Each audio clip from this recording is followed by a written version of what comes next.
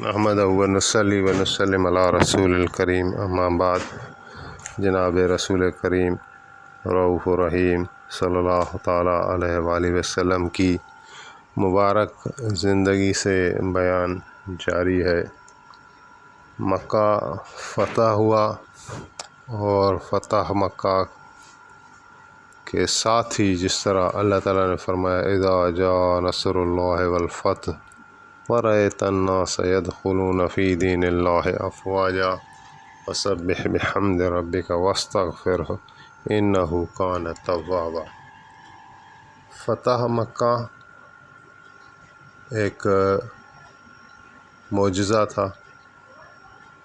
حضور علیہ السلام نے آج سے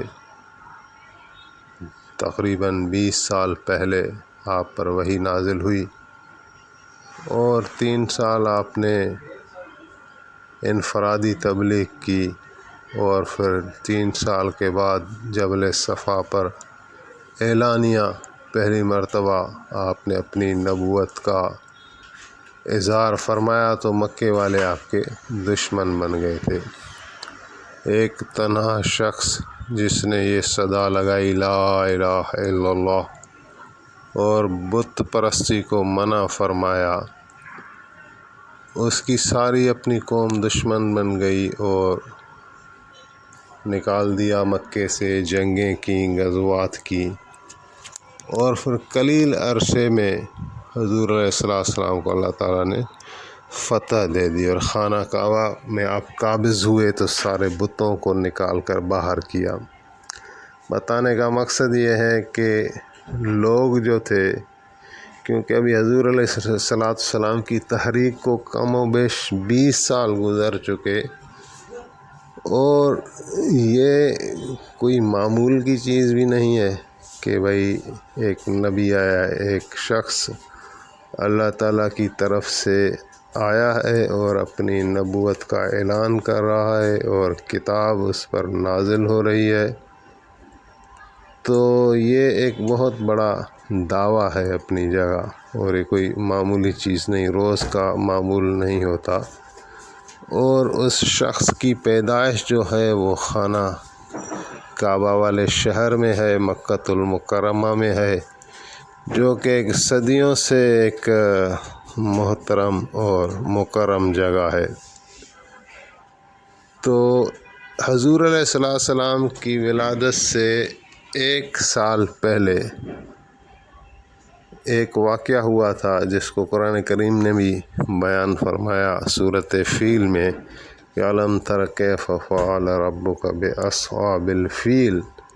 کہ کیا تم نے نہیں دیکھا کہ تمہارے رب نے کیا کیا ان ہاتھیوں والوں کے ساتھ۔ تو وہ ابرہ بادشاہ تھا، اس نے اپنے یہاں کوئی جگہ تعمیر کرائی اور لوگوں میں اعلان کرایا کہ خانہ کعبہ کی جگہ وہ اس جگہ کا طواف کریں اور اس جگہ جا کے حج کریں۔ تو ابرہ ایک بادشاہ تھا، تو بادشاہ کے کسی بھی جگہ کو بنانا لوگوں کے لیے ظاہر ہے وہ مقدس نہیں ہوتا، لیکن نبیوں کے ساتھ یا نبیوں کے ہاتھ سے اللہ تعالیٰ جو چیز بنوائے تو وہ عوام میں مشہور ہوتی ہے، مقدس ہوتی ہے۔ تو بادشاہ سے تو کوئی اس قدر عقیدت نہیں کر سکتا کہ بادشاہ کی چیزوں کو، تو لوگوں نے وہاں توجہ نہیں دی، الٹا ایک شخص جو عرب میں سے ہی تھا اس کے اس جگہ میں جو اس نے بنائی تھی جا کے قضائے حاجت کر دی، جس پر اس کو غصہ آیا اور اس نے کہا کہ میں خانہ کعبہ کو مسمار کر دوں گا اور اس سے کرۂ ارض کے نقشے سے خانہ کعبہ کو مٹا دوں گا، اور اس کے بعد جو ہے وہ لوگ خود ہی آئیں گے اور یہاں آ کے طواف کریں گے، حج کریں گے اور میرا نام اونچا ہوگا۔ تو وہ ایک ہاتھیوں کا لشکر لے کر خانہ کعبہ میں مکۃ المکرمہ میں داخل ہوا اور خانہ کعبہ کو مسمار کرنا چاہا، تو اللہ تعالیٰ نے پرندوں کا لشکر بھیجا، ابابیل کا، اور اس ابرہ بادشاہ کو ختم کر دیا اور اس کے ہاتھیوں کو اور اس کے پورے لشکر کو بالکل پامال کر دیا۔ تو لوگوں نے دیکھا یہ ایک معجزہ ہو گیا، اللہ تعالیٰ نے اپنے گھر کی کس طرح حفاظت کی۔ اب جب کہ حضور علیہ السلام نے یہ دعوت شروع کی تھی تو 20 سال ایک بہت بڑا عرصہ ہے۔ قریش کے ساتھ حضور کی جنگیں بھی ہو رہی ہیں اور انصار حضور کے ساتھ ہو گئے ہیں اور خیبر فتح ہو گیا ہے، یہ ساری چیزیں ہو رہی ہیں۔ تو بادشاہوں کو خطوط آپ نے لکھے، نجاشی بادشاہ تو مسلمان ہو چکا ہے۔ تو اسی سارے پس منظر میں ابھی بھی لوگ ایسے تھے آس پاس کے جن کا یہ خیال تھا اور انہوں نے یہ رائے جو ہے وہ ایک قسم کی محفوظ کر لی تھی کہ اگر یہ ہے سچا نبی تو اللہ تعالیٰ اس کو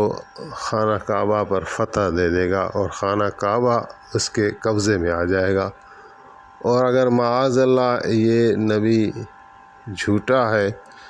تو اگر اس نے خانہ کعبہ کا رخ کیا تو جس طرح ابرہہ ہلاک ہو گیا تو اس پر بھی کوئی پکڑ یا گرفت آ جائے گی۔ لیکن اب جب خانہ کعبہ فتح ہو گیا اور وہ بت جن کی وہ عبادت کرتے تھے کفار مکہ یا دور دور کے عرب والے،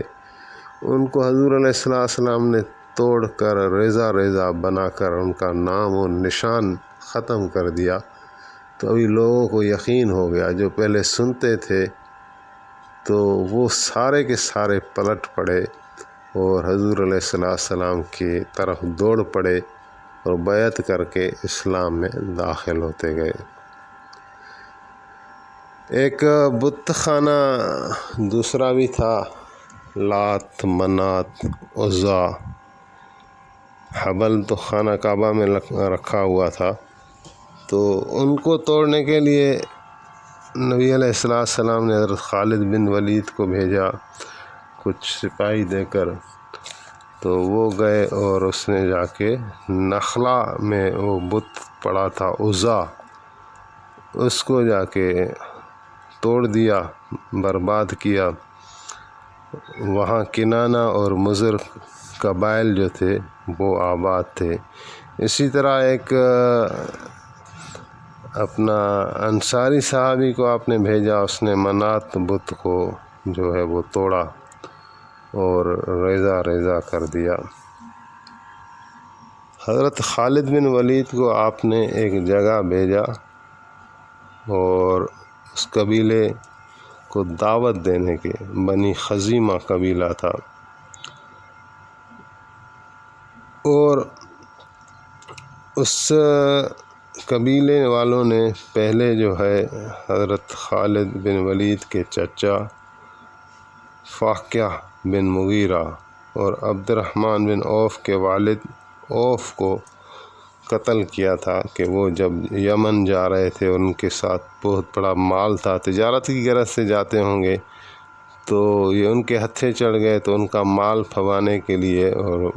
ہڑپ کرنے کے لیے ان کو قتل کر دیا تھا۔ تو ابھی جب حضرت خالد بن ولید وہاں گئے